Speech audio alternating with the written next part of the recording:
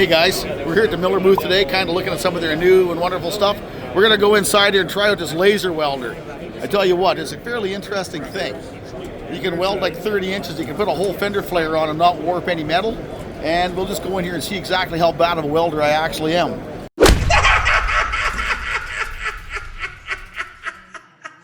Alright, so first thing, want to make sure that everybody has safety glasses on. These are not just normal safety glasses, they are laser glasses. So those, make sure, like as long as that door is closed, just make sure you've got those on. Now what makes these laser glasses? You get those awesome ones. Well, they block a certain spectrum of light. So, like welding, you have a welding mesh that blocks ultraviolet light. Yeah. These are infrared. So they just block a different kind of light. Good.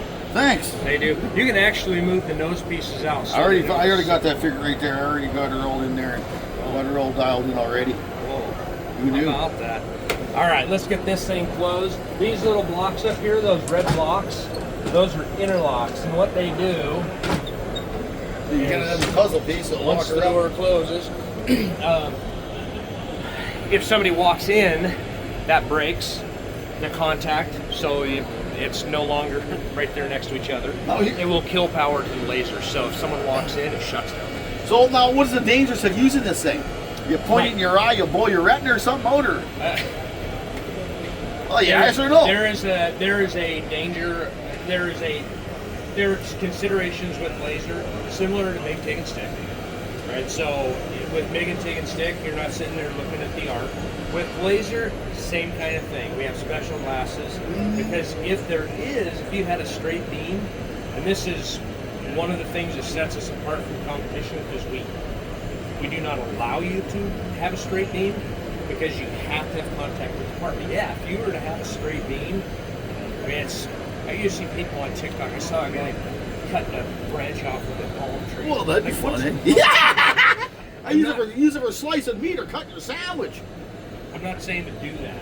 Well, I don't think I can't. Multi-purpose tool. You can't do it with this, the way that this is set up, because you have to have contact. So that thing actually, if the old there, cut your finger off if you put it across it? If you did something very drastic, you could. I mean, you could. It would do that, eh? Problems, yeah. So yeah, it's just like with stick. I mean, you don't want to have. Well, stick ain't gonna cut your finger off. It'll just burn the heck out of you, right? But that's you still got your finger left over. That there, like I said, will hunk out tack any, not just your product, but the other guys and their laser product. If you had your hand down there, you could cut your finger off with it. Yeah, you want. There are definitely some cautions you want to take. If you're stick welding, for instance, you don't want to go right next to your finger like that. You're gonna, like you're saying, you're gonna burn the heck out of your finger. So you don't want to do that. So there are just some things with laser a little bit different. Will it cook a hot dog? No. Deal's off. Okay. I tell you what, I won't lie to you. I used one of these. It was it was an older machine, yeah. And I was very impressed by how good a welder I actually was, because I'm a very bad welder. Yeah. And I was very impressed about how you can weld like a whole quarter panel on a vehicle all at once with no distortion on it. Yeah. Very little distortion. That's one of the things that's a benefit with laser, because you can weld it. Well, it's so fun. The laser is the size of a human hair. I mean, it's pretty darn small. Is that why it is? But it's also got a cleaner on it? It does. So you go back over, you clean your piece, and then weld it. Yep. It's awesome. You can clean your piece. Again, with that, you still have to have contact with the material. You have to have continuity. So yeah, coming out, I mean, you don't want a laser. You got a laser in your hand, you got to be careful with it, right? So, yeah. But yeah, you can clean it with perfect. And no, you can't let your cat play with the beam off of it. with that, right? It's very narrow. So what we do is you can actually see that. Let me do this real quick. You can see how that gets wider? Yeah, squeeze my eyeballs up. Yeah, yeah. I don't like that one. Makes the bead wider. So what we're gonna do is we're gonna put it down. We're gonna put it down a little smaller, because all we're doing is tacking. So we don't want it real big. Where was it at before? We had it up like that on 9. Ah, no. When you first hit it. Oh, it was at -3. Okay, hit it. Yeah, okay. I can see it's always so wobbly on there. It's close enough. So this laser here is doing nowhere. This is no different than just a normal laser pointer that your cat chases. Right. So this is just basically to tell you. Multi-purpose tool. So this is just basically telling you where the beam that's going to do the work is going. Is all that's doing. All right. I'll still manage to miss the seam. This gun, the torch has 2 triggers. Has this one right here that's for gas, and once you hit that, you're going to see a green light.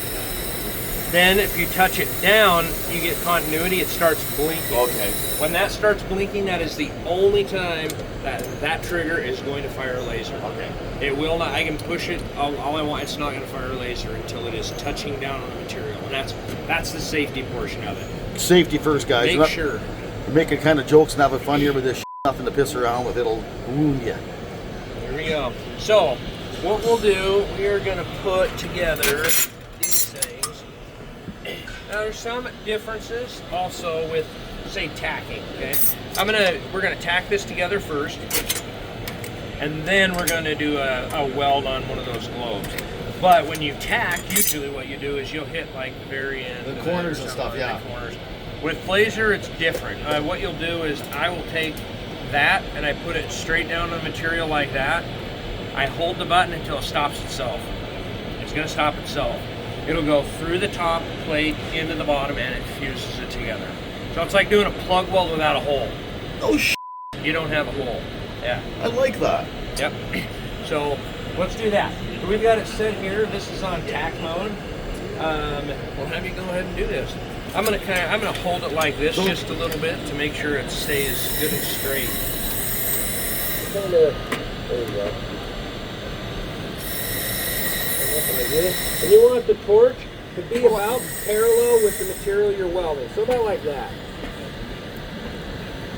Okay, come up a little bit, right. You want it touching, obviously, right? Yep. Yeah, you want it to be on there. There you go. Then hold it down till it stops. This button up here. There you go. And it'll stop itself, so you keep it held down. You can actually see it, it's light and then it starts getting dim. You see that? And that's to fill the crater.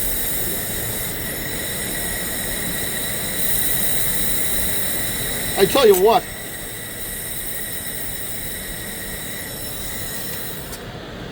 Did I burn through on that? Yeah. Too close to the edges. I can even ruin that, I tell you what. Here's an example. This is some that I did those exact same settings right there, and then I just bent the heck out of it. I tell you what. Guys, I'm not a good welder, and I tell you what, it looks like somebody else welded that. Look how nice them tacks are. Or a plug weld, I guess, or what would you call it? Yeah, they're just tacks. The tacks, they look like it's professionally plug welded. It looks like it's riveted, actually. Yeah. Yeah. It's almost like it replaces spot weld. Like if you look at some of our old machines, you'll look at the hinges. We used to spot weld them. And so there would be a dimple there. And what we did, we actually switched to laser, doing this same kind of principle. So if you look at the hinges on them now, you don't see the divots. It's because if you open up the door, you can see like a little squiggle. It's laser welded. Tell you what, that's what we changed. I like it. Okay, let's weld something. Pretty awesome. All right. What we'll do is we're just going to change our parameters. And that's basically just changing it. Now we're going to weld. That was tacking, so then it's going to time it. It's going to say, all right, I'm only going to weld for this period of time. Okay, so now we're welding continuous, and we're going to have wire. Okay, so I can feed the wire. That little red dot that the cat can chase, that is similar to the one the cat can chase. Perfect. Okay, I want that to be like almost right in the center of the wire. Okay. Now, different that this is going to be, the main difference is this is going to push you. Okay? You are not going to be controlling travel speed. It pushes you along. So, which is going to be very different. And people who've welded a lot, they typically will, it's a little bit more of a foreign feeling to them than somebody who's not welded very much. So if I do a really good job of welding this, that means I'm not a good welder. Yes. I should do a perfect job then. All right, so we will put this on here. This is a little jig we got put together. And then you have to put this on your lanyard for the rest of the day. Not a problem, I can do that. That's all right.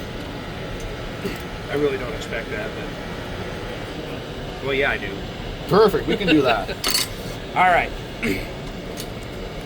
So what I will have you do because we want to make sure that it's a nice tight joint. If you go to push in, it can kind of sit up. So I'm going to have you just kind of hold back right there, and then once we get started, just weld about a 1/4 inch and get your fingers out of there.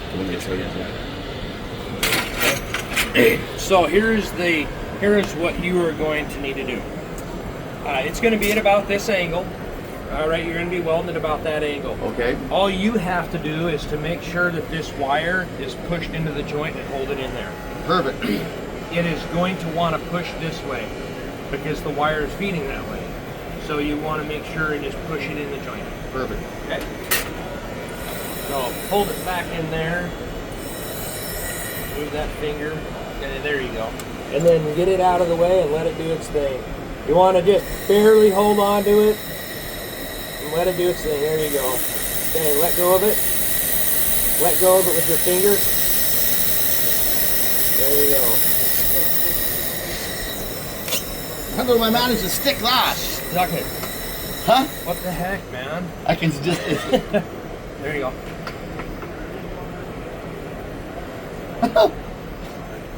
I tell you what. How did I weld that like that? You're freaking awesome. Look at that. Look at the weld I got on there. But again, I still managed to stick to the material at the end. There is a crater thing on there. Look at that weld. Wow. Like, Pretty impressive. it looks just like a TIG weld. I gotta get this. Okay. And I'll show you. I'll show you another one here. I'll do one for you. I tell you what, I can't get over that. I'm not a good welder. But look at that. Now where's the Miller tent?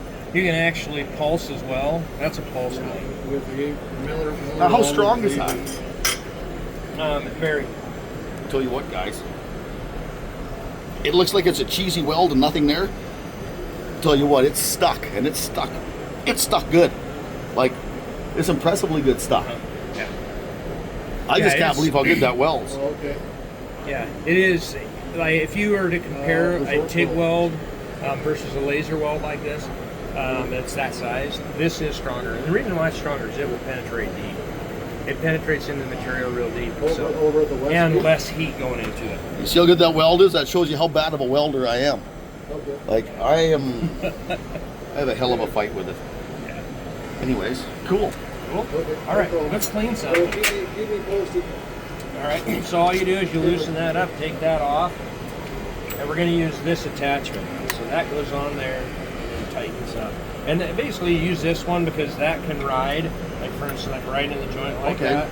Just move along. So we're going to change this. You got that?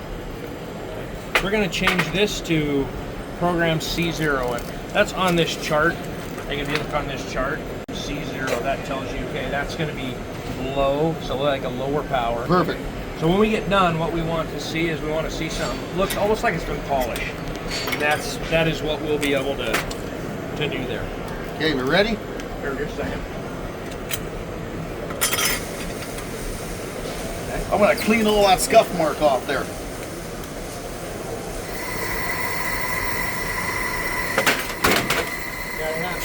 Gotta have your welding hood on and your glasses. Here you go, hold on to that. Make sure your I glasses. tell you what. There you go. Get down, get right down, get right down in there now. You can see this if you can.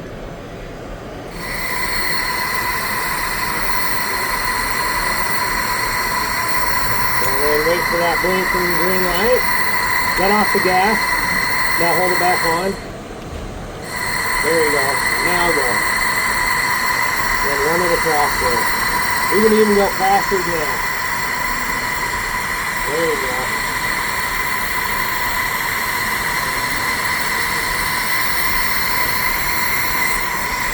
Go ahead and do that weld. There? Yeah. Do about half of it so you can see the difference.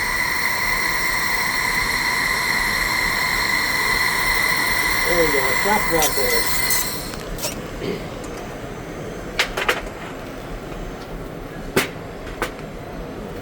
You need to see the difference on that. Oh, wow, look at that. Really, it literally looks like you polished it. I tell you what, that's quite incredible. Hey? Not one lesson. I'm ready to start my own welding training center up. Cool. Awesome. Thanks for your time. Oh, you bet. Incredible machine. Like, I just don't know what to say. I'm almost speechless as how good it is. It cleans, it welds, and the tack mode on there is absolutely bizarre how you can put it together and just tack That's stuff. cool. Like you get a perfect tack out of it. Looks like it's been riveted for Christ's sakes. Anyways, guys, thanks. From you. Okay, thank you for your patience. Yeah, you bet. Okay, Check this see you out. guys later.